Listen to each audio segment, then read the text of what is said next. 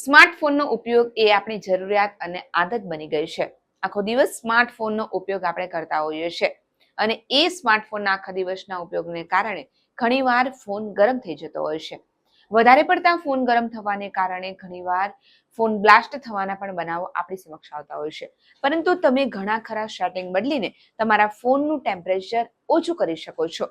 આજે આપણે વિડીયોમાં જાણીશું કે તમારા ફોન જો વધારે પડતો ગરમ થતો હોય તો કયા સેટિંગને કારણે તમે તમારા ફોનનું ટેમ્પરેચરને ડાઉન કરી શકો છો.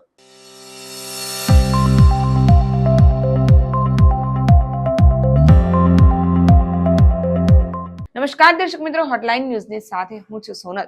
આજે આપણે વાત કરવાના છીએ વધારે પડતા ફોનના ઉપયોગને કારણે ઘણીવાર તમારો સ્માર્ટફોન ગરમ થઈ જતો હોય છે, પરંતુ તમે તમારા ફોનના સેટિંગ્સ બદલીને તમારા ફોનને નોર્મલ ટેમ્પરેચર પર કરી શકો છો.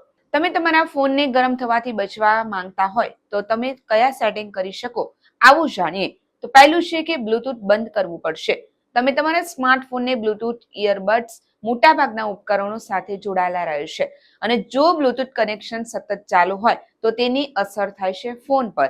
આ ઉપરાંત તમારો ફોન નવા ઉપકરણો માટે સ્કેન કરતો રહે છે.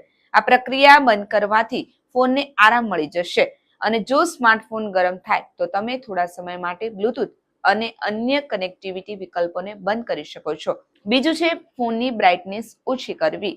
તમે તમારા ફોનની બ્રાઇટનેસ ઓછી કરવાથી ઉનાળામાં જ્યારે ફોનના ડિસ્પ્લેની બ્રાઇટનેસ વધારે હોય ત્યારે ફોન ગરમ થવા લાગે છે અને ફોનને ઠંડુ રાખવા માટે તમે તમારા ફોનની બ્રાઇટનેસને ઘટાડી શકો છો. આ ઉપરાંત જો તમે ઘરની અંદર હોય તો સ્ક્રીનને ઓછી બ્રાઇટનેસ પર જોવી વધુ સારી રહેશે અને હંમેશા બ્રાઇટનેસને સંપૂર્ણ રાખવાની આદત ના પાડો, એનાથી તમારી આંખને પણ વધારે નુકસાન થઈ શકે છે.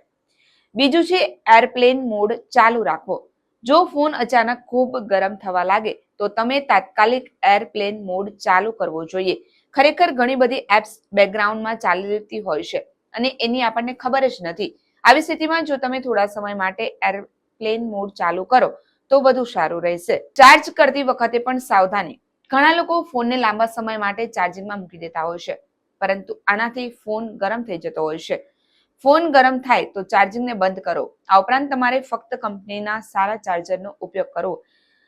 ચાર્જિંગ પ્રત્યે બેદરકાર રહેવું સારું નથી. ઉપરાંત જ્યારે ફોન ચાર્જિંગ પર હોય ત્યારે તેનો ઉપયોગને બંધ કરવાનું ટાળો. તો આવા જ નવા થોડા ઘણા સેટિંગ કરીને તમે તમારા ફોનને ગરમ થતો અટકાવી શકો છો.